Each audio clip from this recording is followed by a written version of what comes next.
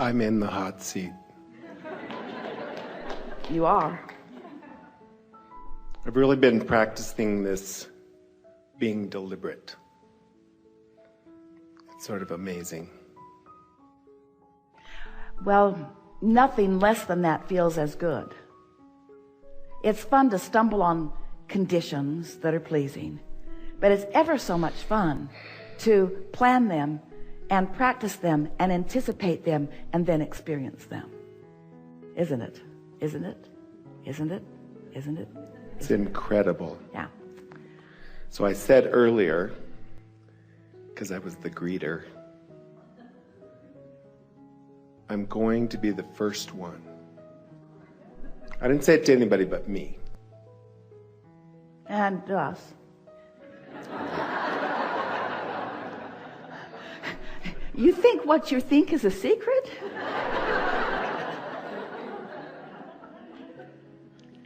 So I've been listening for a long time, been doing this thing for a long time, and I realized that I wasn't listening and I wasn't doing. So a year ago I said, I have one goal: to be happy. Yeah. And I started really after that.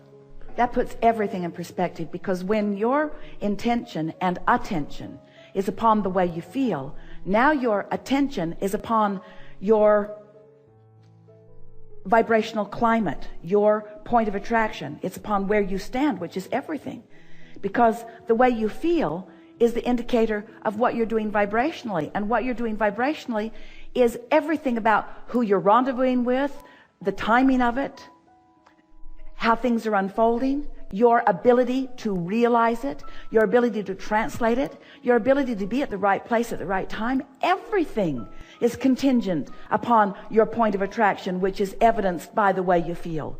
So a goal to be happy, that's the goal. That's the in the back door, inside work of living happily ever after. And when you think about it, isn't everything you want, whether it's an experience or a material object or a relationship, isn't everything that you want because you think you would feel better in the having of it? So when you decide to take control of how you feel, and you say, let's see, I could be happy or miserable. Let's see. I choose happy. It's not a hard decision. I choose happy. You figured it all out. Good for you. It's not to be missed. Yeah. So after I decided that, I was kind of messing with it. And I was like, okay, I won't foster a bad thought for more than 3 minutes. And then I got down to 2. And then I was like, wait a minute. She said 17 seconds. And I'm at 17 seconds now. I won't even 2 seconds. Someone asked the question the other day, how do I get rid of doubt? And we said, before you get it. Which is not the answer you want to hear. We know it's just irritating. But when you understand about momentum, and law of attraction is the reason for momentum. So once you get going on a thought that doesn't feel good, momentum ensues, doesn't it? And pretty soon you're remembering things from the past, and you're rendezvousing with others that have the same issues and complaints, and then you start creating new experiences that are evidence of the way you've been feeling. And so momentum gets going, and if you're not sensitive to how you're feeling early on, so you don't stop the momentum when it's easy in the early stages, as you are describing, but you let it get going, then there's really often not much you can do about it until something breaks the momentum, like going to sleep or meditating. Sometimes someone with a very strong energy can come into your experience and they can dominate it, and if you focus upon them long enough, your energy will shift. But you don't say it, but it's like you mean it. Abraham, I've fallen out of an airplane and I don't have a parachute, and could you please explain to me what my best course of action is now? And we say, hang on, it will be over in a little while, because momentum is momentum, and sometimes the momentum gets underway. But when you are aware of momentum, and you are aware of law of attraction, and you know what we know, that when you hold a thought for as little as 17 seconds, more momentum happens, because another thought like it joins it. And then another 17 seconds, more momentum and more momentum. And whether it's a thought about something wanted or unwanted, momentum is happening. So if you are not caring about the way you feel, as Esther told us many times in the beginning of these conversations, I think I'd rather be right than happy. You ever been in that situation? Sort of conversing with someone in the beginning turns into an argument soon enough, but you know that your perspective is right, and they know that their perspective is right, and you really want them to understand that your perspective is right, and so you keep talking about it until there's enough momentum that's going that you make your perspective right. Esther would say to us, Abraham, but it's true. It's true. Why would you not want me to verbalize these factual evidences? It's true. And we say, well, the reason they are factual evidences is because someone made them true by focusing upon them. Do you want to do that too? Oh. That sort of puts fact and evidence in a whole new place, doesn't it? So when you decide that you want to be happy, it sort of makes you not want to watch some of those television programs. When you decide that you want to feel good, it sort of makes you want to put some separation between you and some facts. Some facts that are certain to activate some vibrations within you that are going to prevent you from being one who easily receives what you put into your vortex of well-being, you see.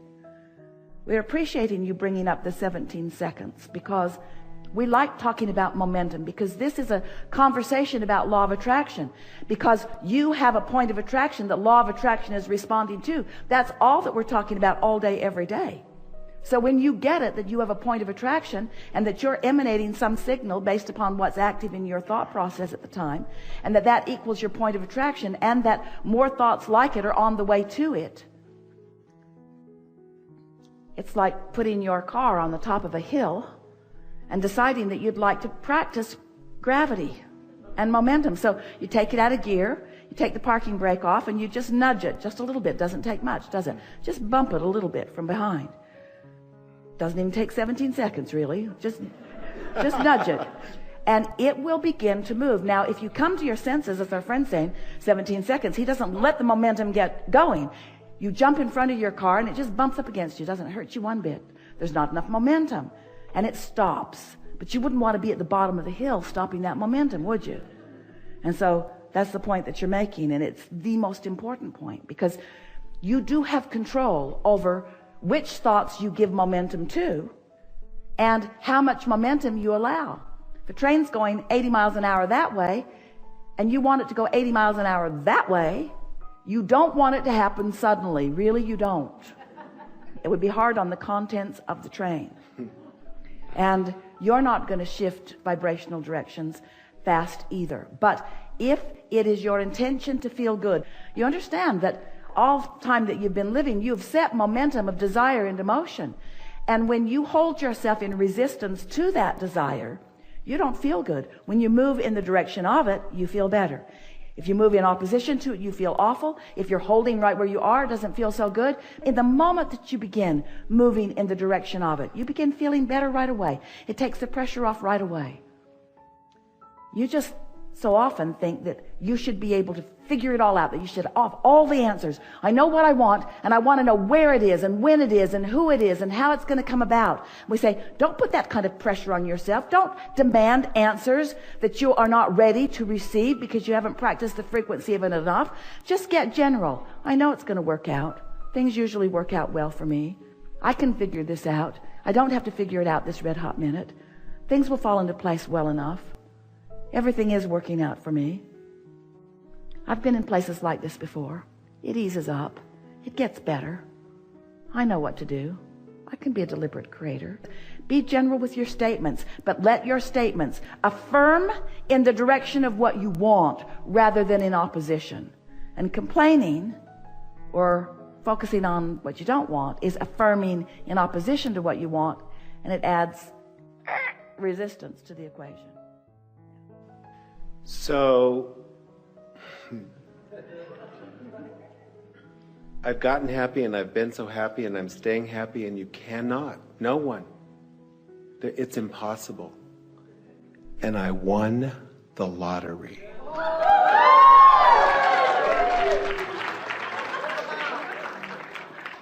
Manifestation is fun, isn't it?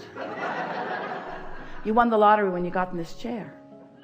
You win the lottery every time you align with Source. You win the lottery when you line up with infinite intelligence. You win the lottery when you find clarity instead of confusion. You win the lottery as you become stable. In other words, there's so much vibrational content. There's so much vibrational currency that you have access to. Manifestations are good indicators, but that happy emotion is as good an indicator. And when you're willing to say that, you see, because there's a big tripping point with so many people who also want to win the lottery.